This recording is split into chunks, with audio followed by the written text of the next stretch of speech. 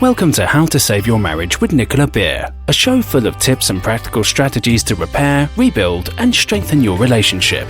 If you are currently stuck wondering if your marriage can be saved, or you know you want to save it but don't know how to go about changing it, this show is for you.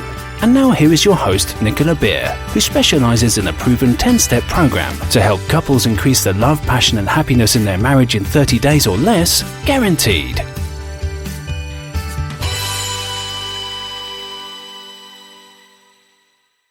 Hi and welcome, this is Nicola Beer and I'm so happy that you are joining me in this episode because it's so important, and we're going to be covering what to do when you are stuck not knowing whether to stay or leave your relationship. How to overcome relationship doubts, make a decision and be free to enjoy your life. That's what it's all about. How to be free from relationship uncertainty so that you can feel good again, because nothing is more draining than going back and forth in your mind. Is this relationship right? Have I made the right decision staying in the relationship? Will we be able to get through this? And anything else around doubting the relationship or doubting your partner and questioning yourself, overanalyzing, overthinking every single thing. And I speak from experience, and I will be sharing with you exactly what you can do, 6 steps at the end.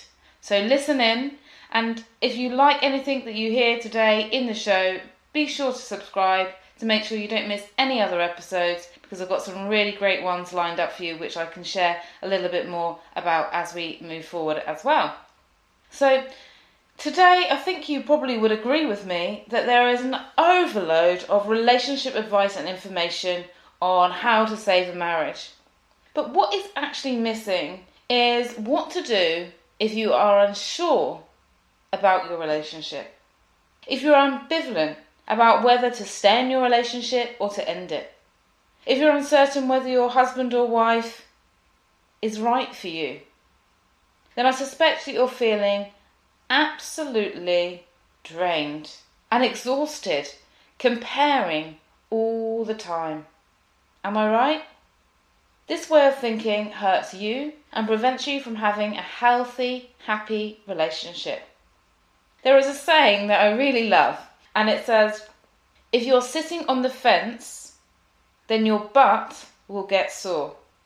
And this is true in relationships. As in order to keep the relationship with that person that you love respectful, close, happy and peaceful, you need to make a decision, and you also need to relieve yourself from negative thinking. There is a great emphasis in our society on self-awareness and relationship psychology and analysis, but actually no advice is given on what to do when you feel stuck. In fact, most of the relationship advice on how to make decisions about whether to stay in or end a relationship make the problems even worse, as I'm going to be sharing with you today so you can make sure that you avoid them. They keep people stuck in limbo, and this causes harm to the people feeling ambivalent, as well as causes damages to the relationship.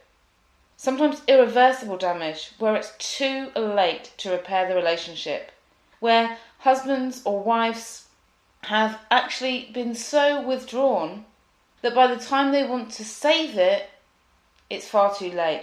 They've been burying their head in the sand and their partner's left. The divorce has gone through. Now, whilst I have helped many couples to stop the separation in its track, even when they've left, it makes it so much harder. So it's so important to get out of relationship ambivalence. And it also stops, if you do decide that you are going to go down the divorce route, couples from doing it in a peaceful way. Divorcing in a peaceful, calm, loving way is best for you, and if you have any children, it doesn't matter what age they are going to benefit from that.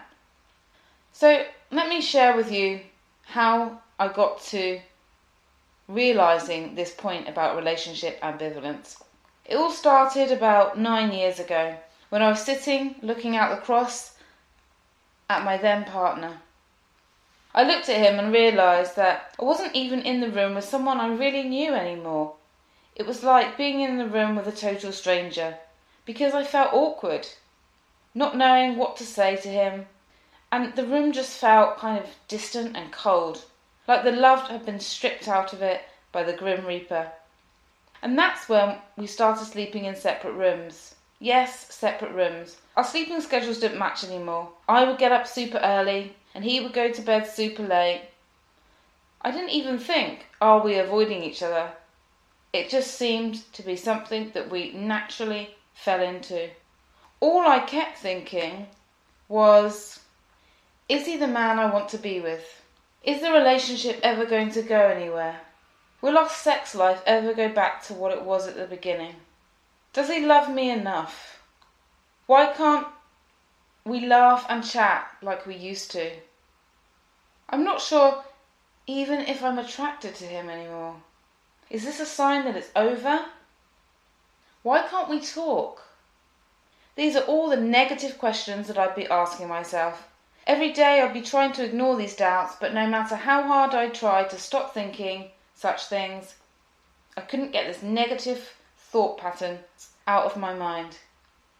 At home, it was one big quiet awkwardness. In fact, I didn't even want to go home. When I finish working or being out with friends, on the drive home I think, I don't want to go home, which is a horrible place to be. I'm not sure if you've ever felt like that. But our home should be our sanctuary. It should be a place where we go, where we feel we can relax, where we feel alive, where we feel happy. We had stopped having sex weeks and weeks ago, and we were barely talking, but still doing some activities together, almost in a kind of robotic way. Then one day, a flash of clarity came to me. I thought, I know. My unhappiness was not coming from the relationship. It was coming from the area that I lived in. All I needed to do was to move house. That's it. Convinced that a change of surroundings would skyrocket my levels of happiness and make all of my relationship doubts go away, I sat down with my partner and I asked him if we could move. He seemed to like the idea as well, and so we decided that we were going to move to the Palm Island in Dubai. It's one of the most fanciest places to live in Dubai.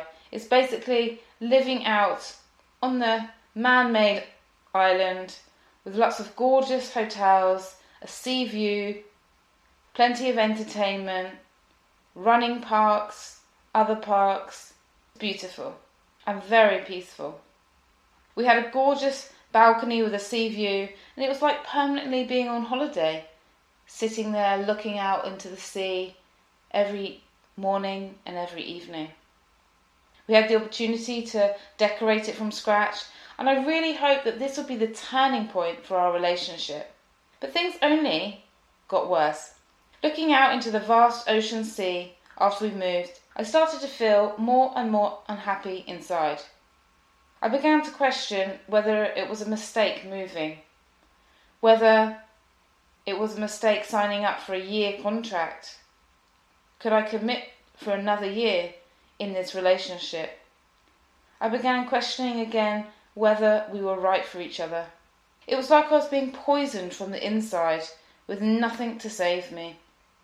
Instead of the dreamy new relationship that should have come after the move, I never talked about our relationship and my concerns with him. I just kept trying to figure it all out in my own head, and this just only sent me further and further into disappointment and a kind of like depression. So we just sort of bumbled along. He buried his head in the sand, and I was stuck in my head with circling thoughts, confused and consumed with whether to stay or to leave the relationship and whether I was with the right person or not. I searched online for relationship advice and came across a marriage counselling website where I lived. It suggested that if you're unsure in your relationship, the best thing to do is to make a big list of pros and cons. Little did I know at the time, but this relationship advice was one of the most damaging and destructive pieces of relationship advice I could ever come across. Writing a list of pros and cons. But I didn't know then, so I followed the guidance and I started evaluating the positives and negatives in my mind and on paper. I was consistently analysing and judging that I could never even enjoy the present moment. My mind would not relax. It would either be saying, "That was good, that was kind, I like his smile, we had a good night," or "We had a bad night, he didn't talk to me, he didn't say I looked nice, he's always on his phone, he's more interested in the TV than me." You see, when I say my mind could not relax, I really mean it would not switch off. I hit a brick wall. I started to feel really down. The feeling engulfed my body and started to infect all areas of my life. I felt like my immune system was weakening also. I knew that my partner loved me and was a good person, but I couldn't understand why he, the man that was supposed to love me, didn't make me happy anymore. And guess what? We were back in separate rooms, no difference to the last place that we lived in. Living separate lives. He would watch reruns of trash TV shows all day and all night, while simultaneously working on his laptop. I felt unseen, unheard and unimportant. He was glued to these two screens, and nothing I said or did could pull him away. So I did as I was told, and I wrote down all of these feelings and naturally started to feel more and more distance and more resentful, as I was focusing on everything that I did not want. When we spent time together, it seemed false, like we were trying too hard. So it actually became easier to do different activities and to pass each other like ships in the night. I felt like the screens he was attached to were competition, and that I had been replaced by technology. All this doubting and analysing only made things get worse and worse.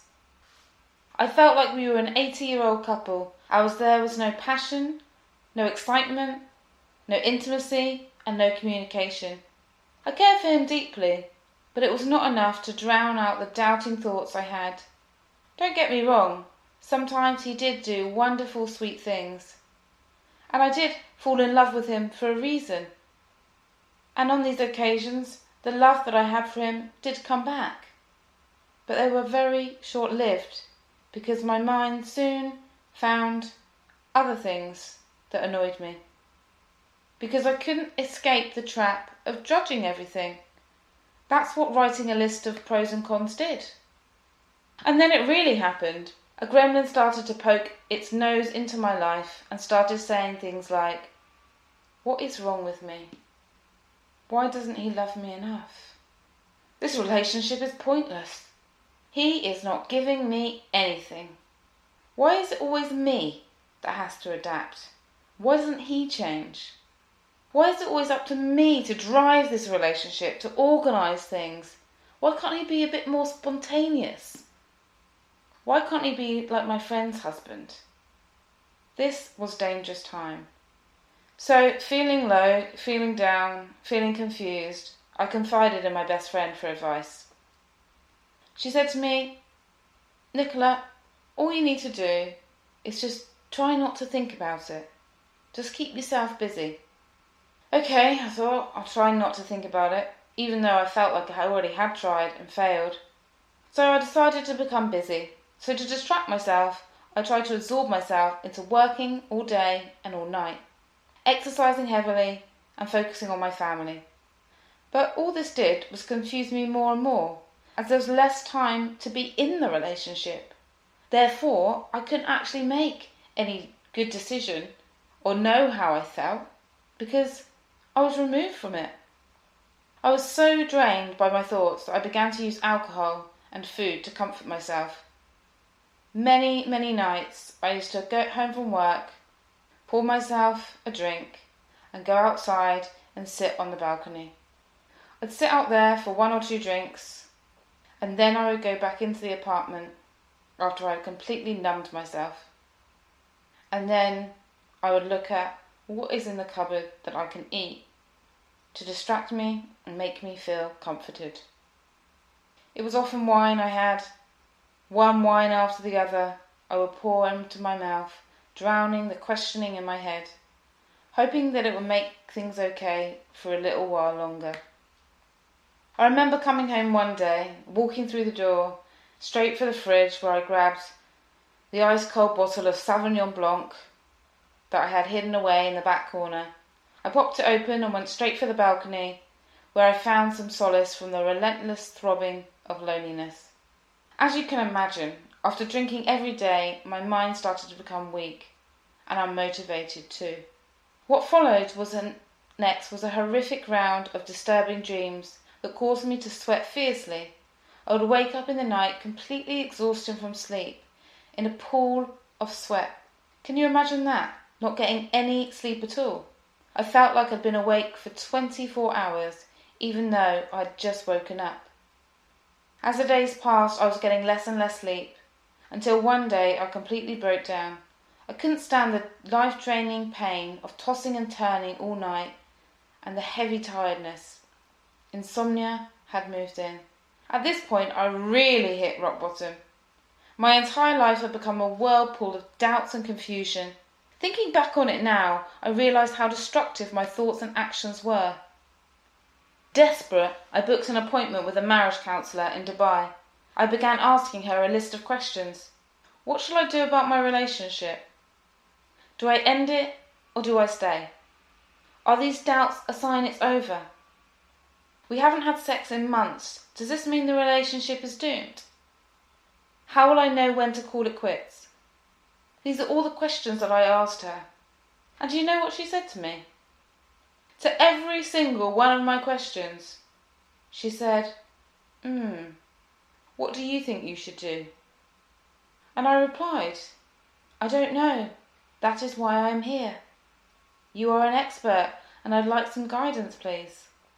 Then she replied that she couldn't possibly guide me, that she was there to only listen. And then she said an awfully dangerous piece of advice. She said, these things have a way of sorting themselves out. Time will tell. What on earth does that mean, I thought. These things have a way of sorting themselves out. How long do I wait, I asked. 1 month? 3 months? A year? 2 years? She smiled and said that she didn't know. She was a lovely lady, but it just completely didn't help me. And I felt totally crushed, like a grape in a vineyard, crushed to death. I was desperately unhappy because I had absolutely no clarity on whether to stay or to leave my relationship. And the advice that I was given was just to wait. So I waited, and waited, and waited some more. And nothing changed. Days, weeks, and months went by in this miserable pattern. My glass was not half full or half empty. It was completely empty. Then it happened. That day, instead of grabbing the hidden bottle of wine at the back of the fridge, I opened my laptop and started typing. Not sleeping was starting to get to me seriously badly, so I searched for sleeping issues. At the time, I wasn't ready to face my relationship issue after the negative experience with the marriage counsellor. Yes, sleep was the issue instead. Little did I know that that book that I found on the internet would completely change my life forever. It was a book called I Can Make You Sleep by Paul McKenna. One of the exercises in the book is to sit somewhere quiet and ask yourself, what are you feeling and why does it matter to me? Okay, I thought. So I locked myself in my bathroom, sat on the rug, and kept asking the question, why does this matter to me? Inside, it felt strange. It was weird. I never stopped to really feel my own emotions before. And it hurt. I could feel the pain of a very unhappy, low self-esteem. I felt like a soggy, heavy sponge, without the hope of being wrung out to dry. Hopeless and heavy, loaded with confusion. But the change had already taken place. Even the very asking of why does this matter to me, and being honest with myself, I started to feel a sense of peace and ease that I'd not felt in a long, long time. I knew I was onto something life-changing. I just kept asking, as the book suggests, why does it matter to me?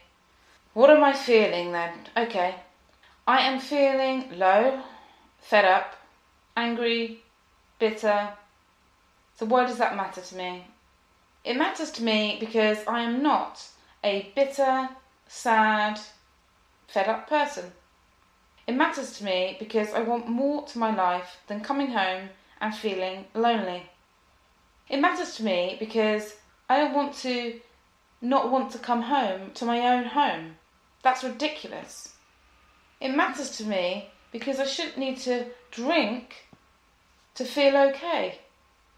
It matters to me because I've been through the pain of living in an unhappy, broken home as a child, and I want to have a healthy relationship. It matters to me because I'm a loving, caring, funny, interesting person. And then it hit me. I'm not being a loving, caring, fun and interesting person. In fact, I'm being a negative, judging and critical person. In fact, I'm just not even in the relationship because I'm in my head. I was not living the reality of who I wanted to be and who I really am. I was acting like someone who is lonely, always blowing hot and cold, having mood swings. And I realised then where the deepest pain was coming from. The deepest pain was coming from the fact that I realised I was actually causing at least half of this, if not way more than this. My thinking, my negative analysis, my doubts, was stopping me from being the happy-go-lucky, loving person that I knew I was and could be. And as soon as I realised that it was me causing it, I set out to fix it. And before I share with you how to fix this in your life and relationship, I want to go through and go over the 3 pieces of advice that I was given that never work if you're having serious doubts in your relationship and questioning whether your partner is right for you. So the first piece of advice is to distract yourself or not to think about. Now this is terrible advice because it's impossible to do. How can a person not think about something so important to them? It won't go away if you try not to think about it. All that happens is people get stuck trying to distract themselves, getting caught in the trap of short-term relievers. Having helped hundreds of couples now, one-to-one, and thousands in my podcast show and emails, I've realised that I'm not the only one to have fallen into workaholic patterns, self-medication with alcohol and food. In fact, this tends to be a common occurrence when people are ambivalent about their relationship or when they're going through relationship issues. In addition to these 3, I've supported men and women to stop sleeping. And by sleeping, I mean oversleeping, where I've worked with women who sleep during the day because they don't want to face their relationship, or they go to bed as soon as their partner gets home from work so they don't have to interact with them, or men who sleep in the weekends. Then there's people that over-exercise to escape, or spend lots of money that they don't have to escape.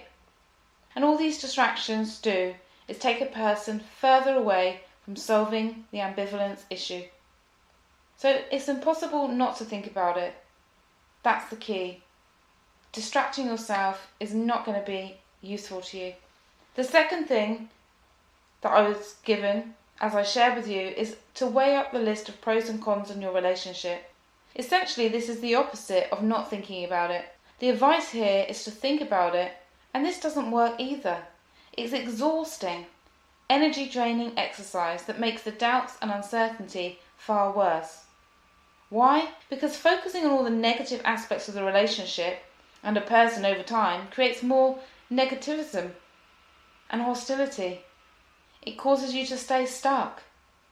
And despite what marriage counselling processes do, where they have two people together and they say, right, let's go over what's wrong, what's happened in your relationship, tell me all your problems, tell me why you're unhappy. This creates more negativity, and the more negativity you have in your relationship, the less likely you are to be able to save it. We've all heard of the law of attraction, that what you focus on, you get.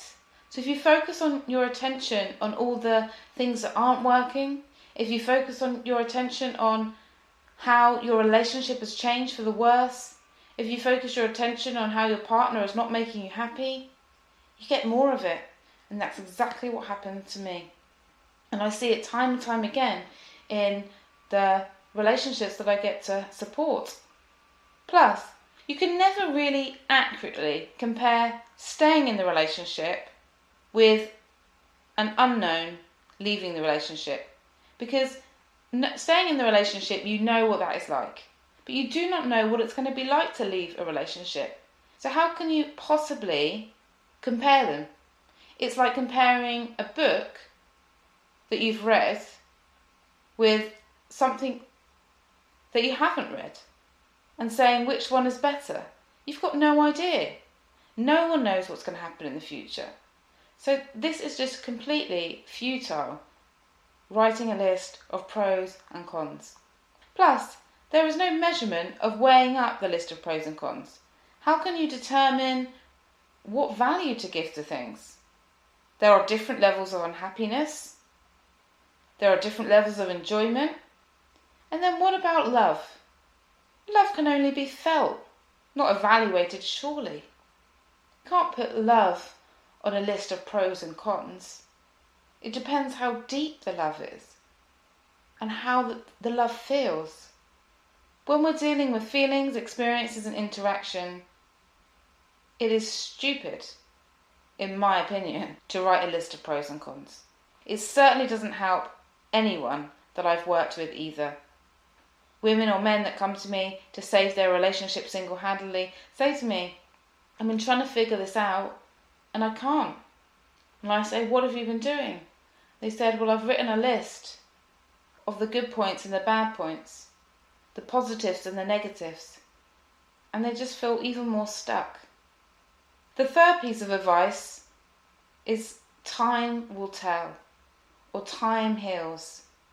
Just like the marriage counsellor told me, time will tell, Nicola. It will work itself out. Having helped guide hundreds of individuals how to single-handedly change their marriage from unstuckness, affairs and separation, so many couples share with me that they were hoping that time would heal things or time would get better, which is a complete myth. It's only action within that time that counts, as I'm going to be sharing what actions you can take in a minute. For a moment, I just want you to imagine this scenario. Imagine that you have driven to the shops to pick something up, and you go out to the car park after you've picked up your items, and you notice that your tyre is completely flat. Oh no, is your first reaction. Or something less tame. And you feel annoyed and stressed, noticing that you have a flat tyre, as you've got places to go, people to see, things to do.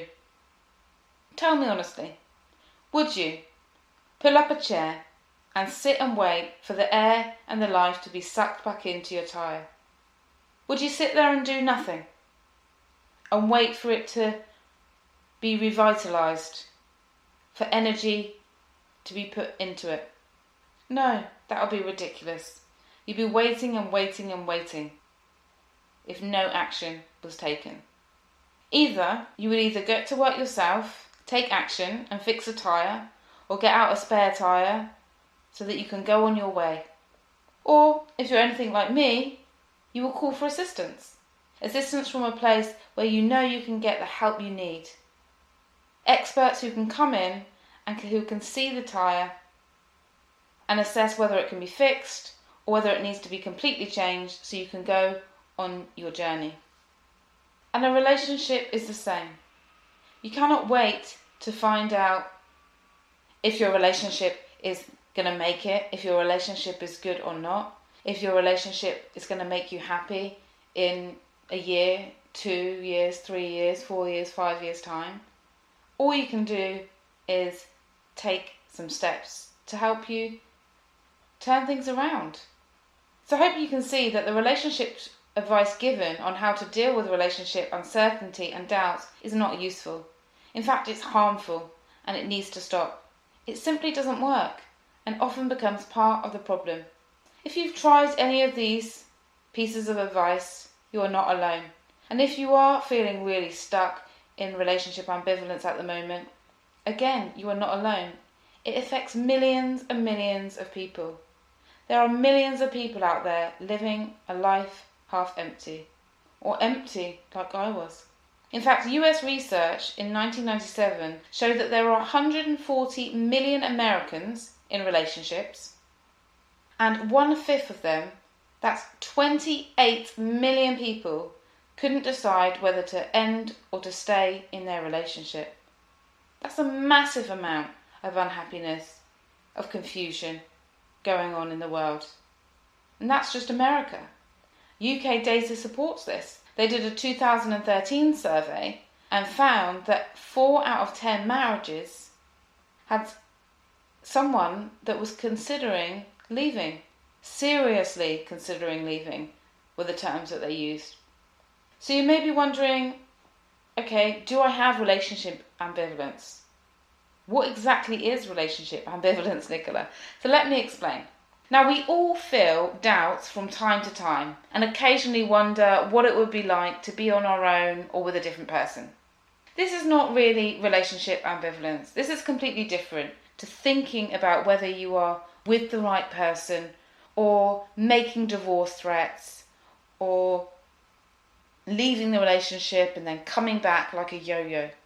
Ambivalence is where you switch at the divert of your attention, where you put all of your focus and attention into wondering whether you should stay or leave your relationship, where you constantly are evaluating or weighing up the pros and cons, where you're analysing the positives and the negatives, where every week you are thinking, is this relationship going to make it? Do I want to be in this relationship? Do I love them? Do I find them attractive? Are we going to be able to get through the affair? Am I going to be able to get over this? Is he the right person for me? Is she going to have sex with me again? All of these kinds of questions. And just having these questions and these doubts and doing nothing is going to send you crazy. And if you are listening to this and you're going through this, you may agree with me. Uncertainty plagues you. It infiltrates your thinking where you cannot enjoy the present moment because you're always in your head. And after having a huge awakening and a huge breakthrough that this information on relationships was useless and harmful, I was motivated to find a solution to get out of the mess that I was in. Back that day, 9 years ago, when I decided enough was enough, I looked for training courses and qualifications that could help me get the answers that I need to. I searched life coaching and counselling training, and after researching that night and the rest of the week, I began to use my savings and signed up to take several courses. This is where my passion and my mission to help others to have great relationships and to love their life took off. Over the past 10 years, I've been certified in life coaching, hypnotherapy, neuro-linguistic programming, which is NLP, kind of like a mindset, changing your mindset to get results, grief and loss recovery, advanced transpersonal psychology, counselling, Myers-Briggs, energy work, The Journey, which is a cellular healing program by Brandon Bays, relationship coaching, conflict resolution, yoga teacher training, and meditation therapy. I've spent over $300,000 US in courses, and I have to tell you, I absolutely loved every single moment of the learning and the development that I'm doing. And you may be able to tell this from listening to my energy and my passion on my podcast shows.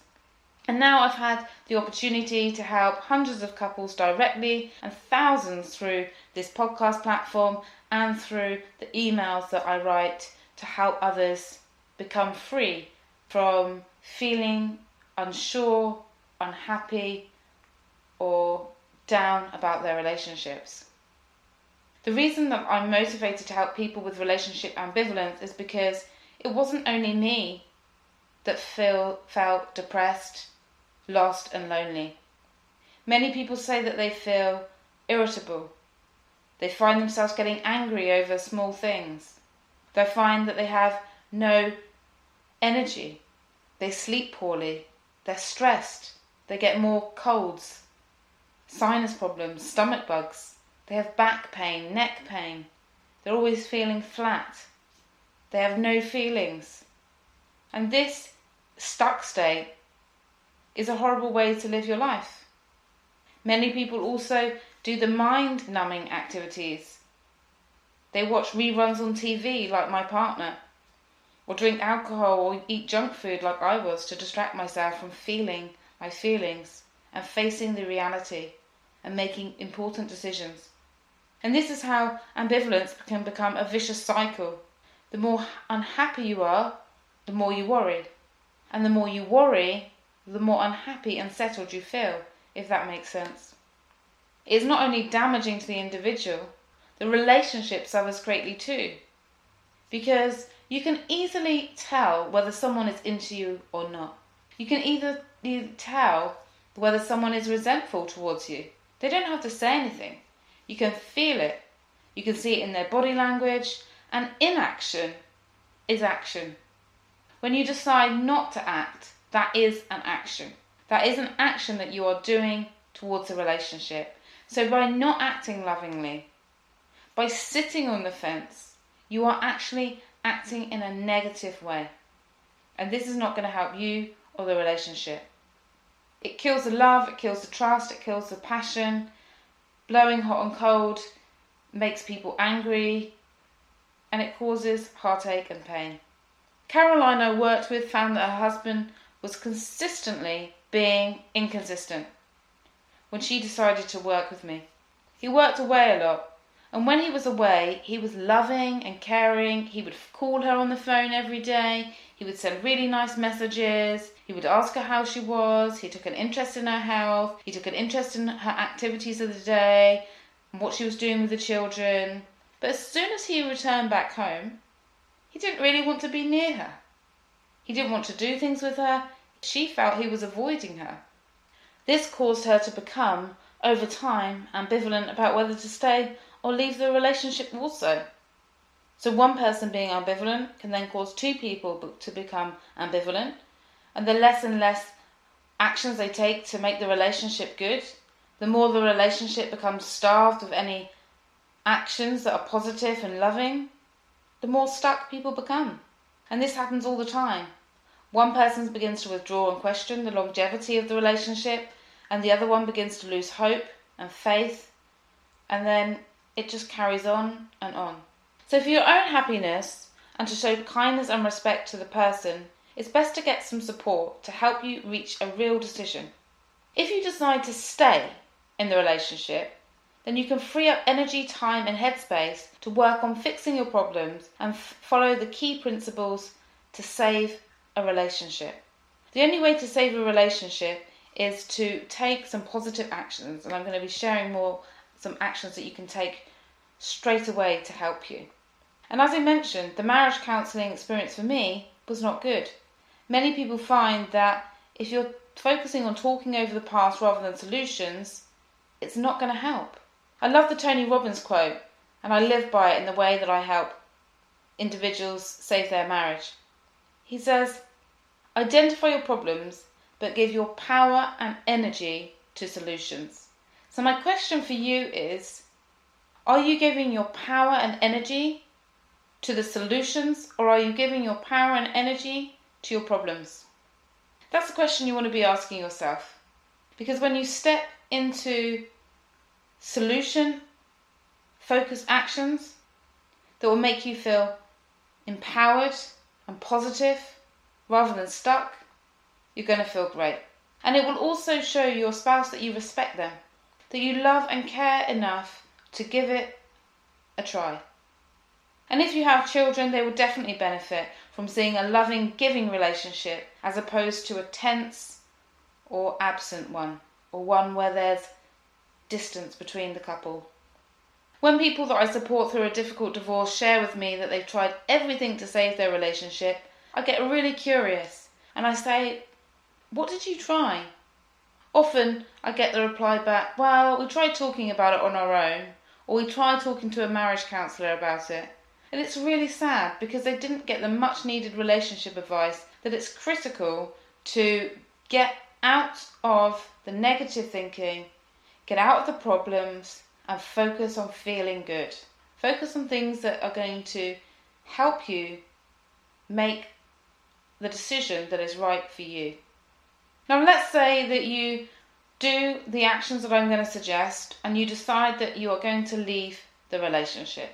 If you decide then that you're going to leave the relationship, then you can use your mental power, your energy to start creating a new life where you can feel fulfilled again, as well as free your partner to be with someone else, someone that really wants to be close to them, someone that they deserve. It's important that you can protect your friendship rather than letting the relationship deteriorate so much that you cannot stand each other's company. If you have children, it's a huge benefit to them as well, as children benefit most from parents that can co-parent effectively as friends. And it doesn't matter if the children are grown, adults or still kids. It's always great to have parents that get along. My brother's main concern on his wedding day was whether my mum and dad were going to be okay in the same room together, or whether my mum would attack my dad verbally and then my dad would get in a mood and walk off. My brother was really worried about it. He asked me if I could look after my dad. He asked my other sister, can you look after mum? Can you make sure that they don't argue? It was like he was asking us to be referees, and this was 18 years after their divorce. So if you're listening and wondering what you can do if you're unsure, whether to stay or leave your relationship, if you're questioning yourself whether it can work, whether you can forgive them, whether you can be happy again, then follow these 6 steps.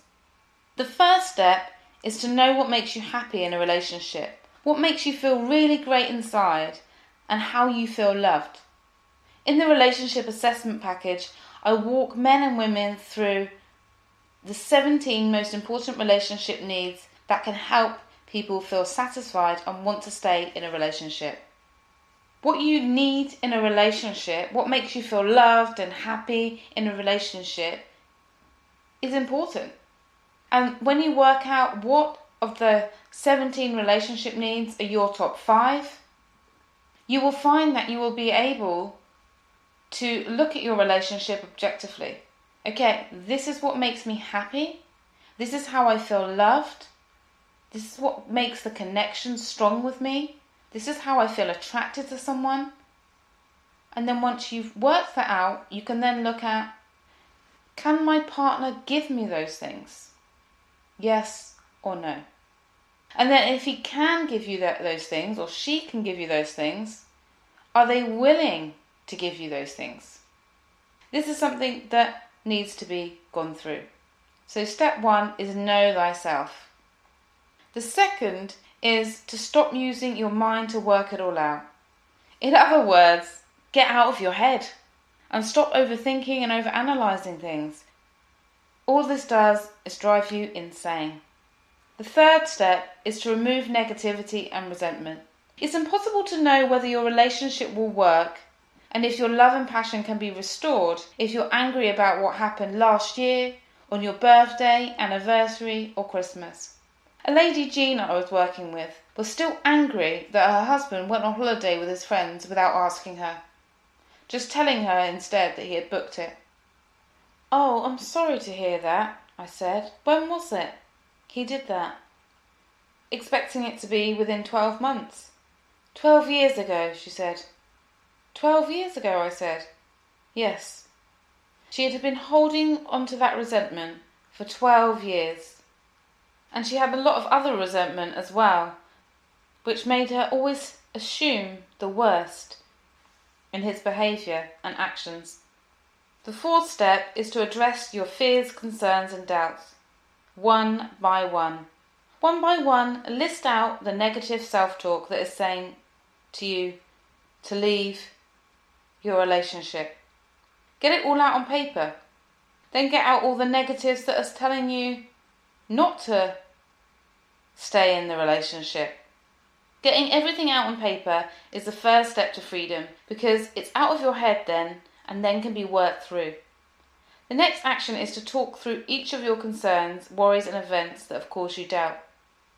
Talking and finding solutions is really powerful. When I help husbands and wives go through this, I have them list out their fears for staying and their fears for leaving. Fears for staying are often, will I be unhappy a year from now? Will I regret this 5 years from now? If I don't leave now, will I ruin my chances of ever finding love again because I might be too old? If I stay, will they cheat on me again? Things like that. And then we go through their fears for leaving. The most common fears for leaving are, how is this going to affect the children? Will I be able to survive financially on my own? And will I ever meet anyone else? How do I meet someone else? These are the main fears that people have. So then we work through them and we create solutions. Solutions to all of the concerns. And they find that when they don't have these concerns and fears and doubts clouding them, they're able to see much clearly their relationship. They're able to gain clarity on the great things about their relationship. They're able to really tune into how they feel about the relationship, and they can make sound judgment and choices. The fifth step is to get into the body. Once you've got rid of the negativity and resentment, then the key thing is to get into your body and notice how your body feels to be around your partner. Are you comfortable touching? Are you attracted to them physically? Also listening to your own inner wisdom and intuition. But this can't be done without doing the fear and resentment and negativity processes first, because otherwise they will cloud your judgment and affect your energy. So you won't be able to clearly tell whether it's your mind that's poisoning you against the relationship and against your partner, or whether it's actually because you do not feel it in your body. So I hope you can see it's essential to move the mind games first of all, so that you can really listen to what your body is telling you. And then the last step is really to get into action. To decide whether the relationship should end or not, you need to take some actions to work it out. Sitting and thinking or sitting and talking will get you nowhere, as we've established. As soon as you act, you can begin to move in a direction, rather than being stuck, feeling trapped and lonely. To feel love, we must show love and act lovingly. You cannot feel something if you're not doing it. Does that make sense? How can you feel love if you're sitting on the fence, not giving any love, not receiving any love? It's impossible. I hope that makes sense. To let go of the past, we must take actions to forgive as well.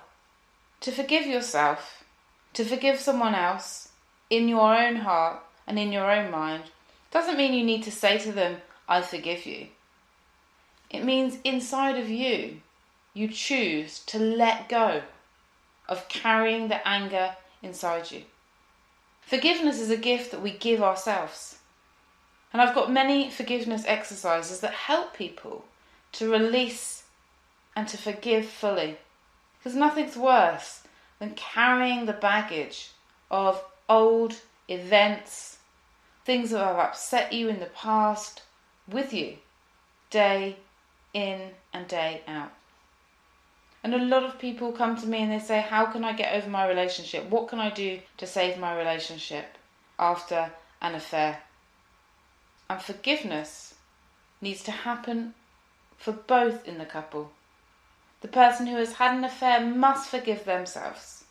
The person who has been cheated on must forgive their partner.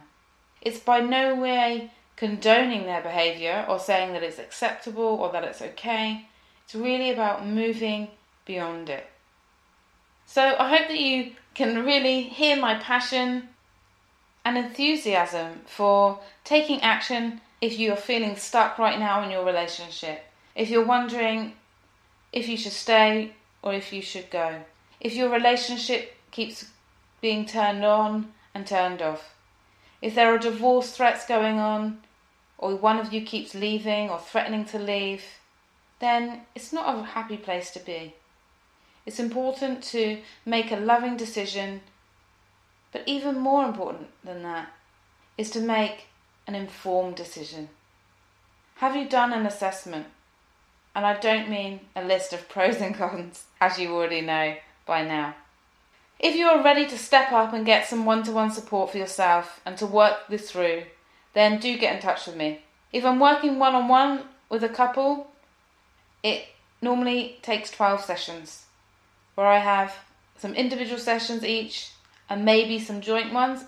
If not, I have 6 individual sessions with them, and I enable the couple to see for themselves how to save their relationship so they can give it one last try with all the right actions. And if they decide they want to have more sessions because they're enjoying it and their whole life has been turned around because now they're giving loving actions and they're getting back the buzz and the excitement and they're doing new activities together and they're communicating more and they're sharing more and they're feeling happier in themselves, then of course we can do more than 12 sessions. And if I'm working with one individual and one person is stuck and they really cannot work out whether they want the marriage or not, they really can't work out whether they can get over an affair or they can get over something else that their partner has done, or whether they can get back the attraction, whether they can get back the intimacy, then we have 6 to 8 sessions. And I take them through step by step the relationship assessment and ambivalence package, because I've created a package based on these 6 steps because I know what works. And I only wish that I had access to this 9 years ago. Maybe it could have saved my relationship. Unfortunately, it didn't. My thinking poisoned it and it was too late. So from my heart to yours, I hope you have an awesome evening or day ahead wherever you are. Thank you for your support. It means so much to me. Can't wait to be with you in another podcast. Thank you for listening to How to Save Your Marriage with Nicola Beer. To book your free Save My Marriage consultation, please visit www.savemymarriageprogram.com/consult. And if you've enjoyed this episode, Nicola would really appreciate it if you could leave a rating and review on whatever app you're listening through, so the show stays visible, allowing more people to get the support they need to increase their love, passion, and happiness.